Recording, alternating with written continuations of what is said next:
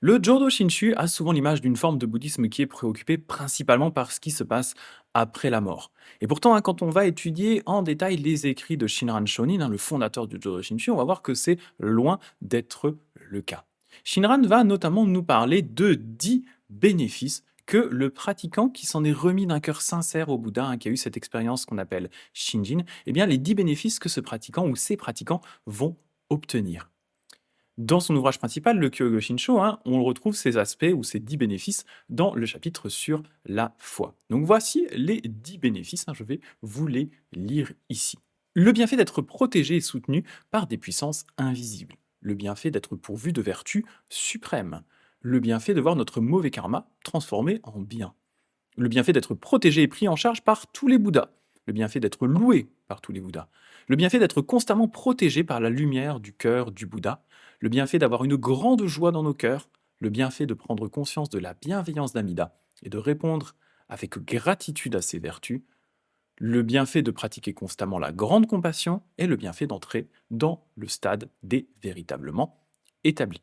Shinran, il va pas directement, suite à cette liste, détailler chacun de ces 10 bienfaits, mais en réalité, quand on étudie son œuvre, on se rend compte qu'ils sont un petit peu éparpillés, voilà, à travers ces différents textes. Donc là, le but que j'ai dans cette vidéo, c'est de vous regrouper tout ça, de vous détailler tout ça. Et pour simplifier un petit peu la vidéo, et pas qu'elle dure non plus 3 heures, parce que honnêtement, on pourrait faire une vidéo sur chacun des aspects. Et j'avais fait notamment une vidéo, je vous la mets ici, sur la joie dans le Jodo Shinshu, donc l'aspect de la joie qui est un de ces 10 bienfaits.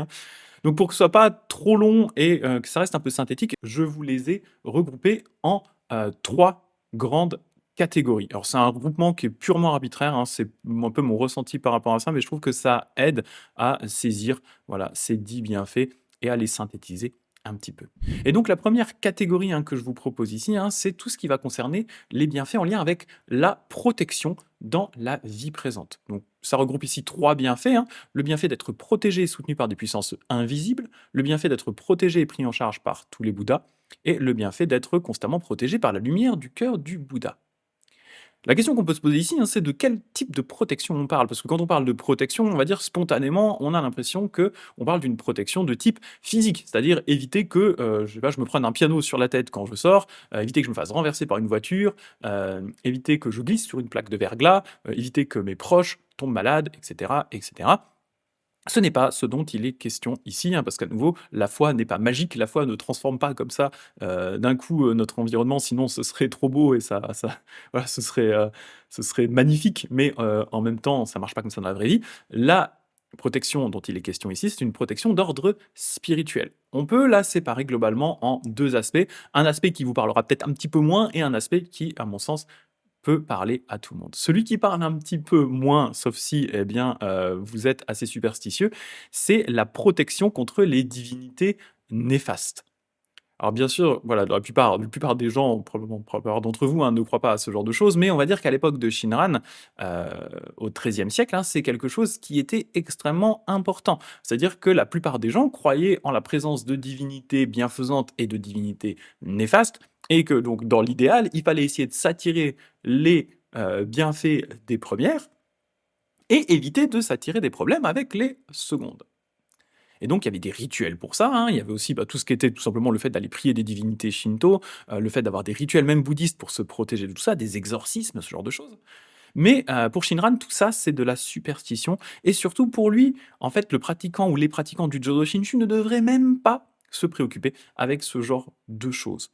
Tout simplement parce que, eh bien, il va nous expliquer que, et ça on le retrouve dans le Tan Nissho, qui rapporte les paroles de Shinran, c'est un de ses disciples qui rapporte les paroles de Shinran, ici c'est la traduction du révérend Jérôme du Corps, il le dit, le Nembutsu est la voie illimitée. Si vous me demandez pourquoi, c'est parce que les divinités du ciel et de la terre s'inclinent devant le pratiquant de la foi, et que le monde de Mara et les voies barbares ne peuvent pas non plus lui faire obstacle.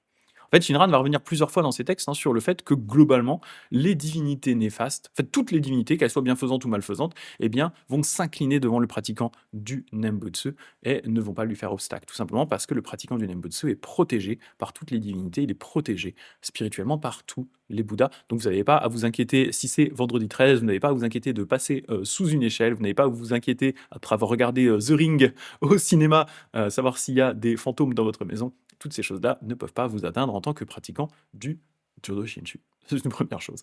Le deuxième aspect de cette protection que j'appelle spirituelle, hein, c'est quelque chose de plus psychologique. C'est ce que moi je surnomme en général le filet de protection, hein, un peu comme on a ces filets de protection pour les trapézistes, hein. C'est tout simplement le fait qu'à partir du moment où cette foi s'est établie en nous, eh bien, nous savons que peu importe ce qui va se passer dans notre vie, nous avons toujours le Bouddha qui est présent à nos côtés, qui est là pour nous soutenir. On n'est plus jamais seul face aux épreuves. On a toujours avec nous une présence qui est là, une présence à laquelle on peut se confier, qui est là pour nous soutenir. Et donc, même quand on est au plus bas, on sait que, eh bien, le Bouddha est là pour nous retenir. On a ce soutien du Bouddha qui est en permanence là avec nous. Donc ça, c'est pour moi l'aspect de protection qui va être peut-être le plus important, sauf quand je regarde des films d'horreur tard le soir, ce que j'évite de faire.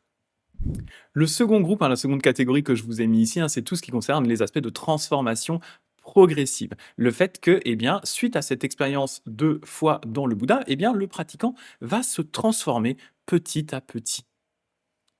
J'avais fait une vidéo d'ailleurs là-dessus, hein, sur la transformation qui s'opère, hein, chez le pratiquant, donc on retrouve un peu les mêmes idées, hein. Si vous voulez avoir plus de détails, vous pourrez aller voir la vidéo en question, hein, sur Shinjin comme moteur de transformation, c'est ça le nom de la vidéo.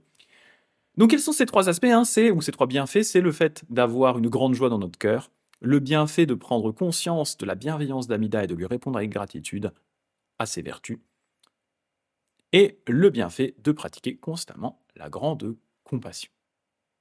Donc voilà ce que le Grand Sutra de vie infinie, hein, dans la traduction du révérend Jean Héracle, nous explique. Ils nous disent que donc, par rapport aux personnes, hein, qui vont rentrer en contact avec la lumière du Bouddha, on nous dit: quand les êtres vivants rencontrent cette lumière, ils effacent leurs trois souillures, leur corps devient souple et leur esprit s'adoucit. Ils sautent et dansent de joie, et un cœur bon naît en eux. Donc vous voyez ici, il y a vraiment une transformation, hein. On parle du fait que notre esprit va s'adoucir, que on va avoir de la joie, et que un cœur bon va, d'une certaine façon, naître en nous, va se développer en nous.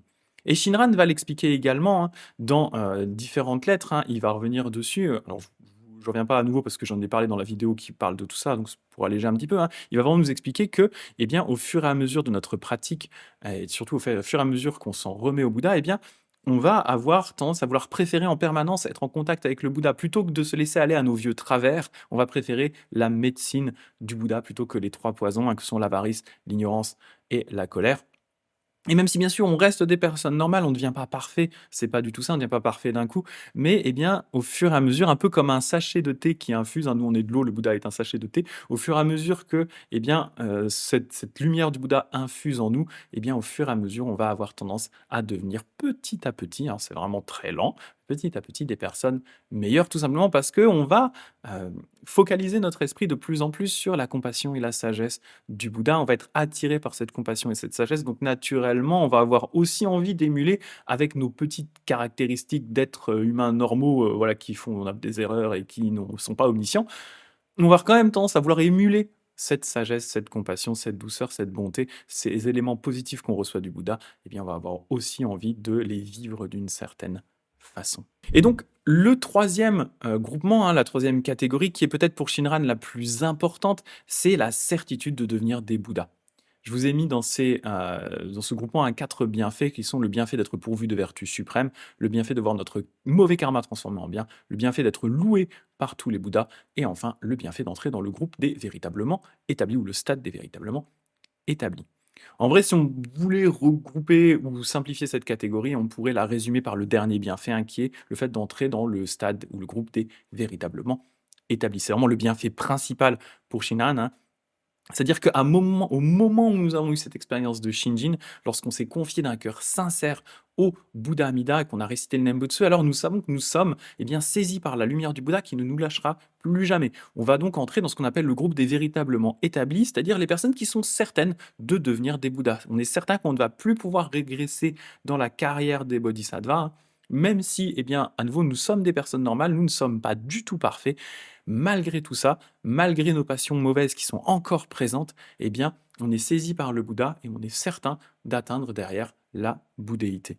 Donc Shinran va l'expliquer, hein, dans le recueil de réflexions sur la terre pure, ici traduction à nouveau du révérend Jean Héracle, il nous dit: par ces paroles du sage, nous voyons clairement que nous autres, les êtres ordinaires tout remplis de passion, et aussi toute la multitude des vivants souillés par les mauvaises actions commises au cours de la succession des naissances et des morts, Nous recevons la pratique et la pensée de foi en accord avec l'intention d'Amida de nous faire aller dans la terre pure, et du même coup nous sommes établis dans le groupe des correctement prédestinés, tel qu'il est conçu dans le grand véhicule. Demeurer dans le groupe des prédestinés, c'est parvenir sûrement à la délivrance. Parvenir sûrement à la délivrance, c'est demeurer constamment dans le bonheur. Demeurer constamment dans le bonheur, c'est le grand nirvana. Le grand nirvana, c'est le fruit qui naît dans le champ de la volonté d'Amida de sauver les autres en les enseignant et en les transformant. Donc on voit ici, effectivement, tout ça vient vraiment bien du Bouddha, ça ne vient pas du pratiquant. Et c'est un élément qui est important, ce bienfait-là, il est important tout simplement parce que, historiquement, traditionnellement, on nous parle de la carrière des bodhisattvas. Donc les bodhisattvas vont avancer, donc ces futurs bouddhas, ces êtres qui ont fait le vœu de sauver tous les autres êtres, et bien ces bodhisattvas, ils vont avancer pas à pas dans une carrière. Et avant d'atteindre un stade assez avancé, il y a toujours le risque de régresser dans sa pratique, régresser dans la voie vers l'éveil. Et donc ça, c'est une grosse angoisse pour les bodhisattvas. Mais Shinran, il nous dit, le pratiquant du Jodo Shinshu, lui, il n'a pas à s'inquiéter avec tout ça, parce que suite à l'expérience de Shinjin, en fait, c'est Amida qui va prendre en charge notre karma, et il va nous partager ses propres vertus que lui-même a accumulées pendant des âges inconcevables, incalculables de pratique. Il va nous donner tous ses bienfaits, toutes ses vertus, et il va prendre sur son épaule notre propre fardeau karmique. Mais ça, c'est à partir du moment où nous-mêmes, on laisse tomber nos propres barrières et on s'en remet d'un cœur sincère au Bouddha.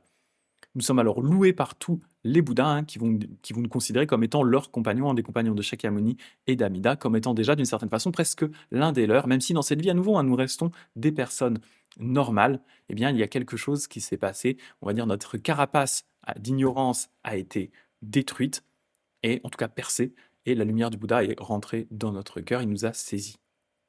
Ainsi, même si on va commettre des erreurs dans cette vie, sous l'impulsion de passions mauvaises, on reste, à nouveau, j'insiste beaucoup dessus, mais on reste des personnes normales, même si on devient petit à petit des personnes meilleures.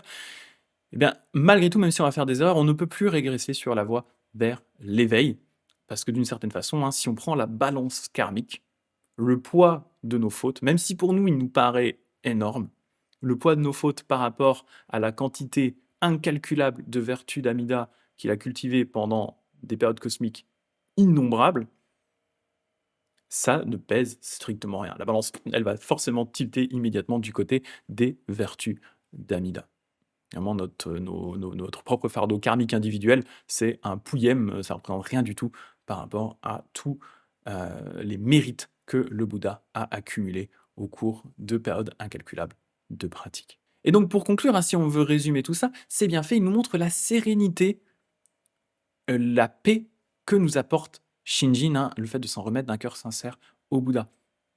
Bien sûr, dans notre vie, tout va pas devenir magique, tout rose, les poneys, et cetera, ça va sans difficulté. Nous restons des personnes normales dans un monde actuel qu'on appelle endurance, le monde Sara dans le bouddhisme. Donc ça n'a pas forcément changé. Mais ce qui se passe, c'est que à travers ce monde de souffrance, eh bien, on ressent maintenant la lumière du Bouddha. On sait que ce monde est également baigné dans la lumière de compassion du Bouddha. On sait qu'on est soutenu en permanence par le Bouddha. On sait que nous avons la présence du Bouddha avec nous dans toutes nos difficultés, autant dans la joie aussi d'ailleurs, mais que dans la peine. Et petit à petit, grâce à cette présence du Bouddha, grâce au fait que notre cœur soit devenu réceptif à la lumière du Bouddha, nous allons nous transformer.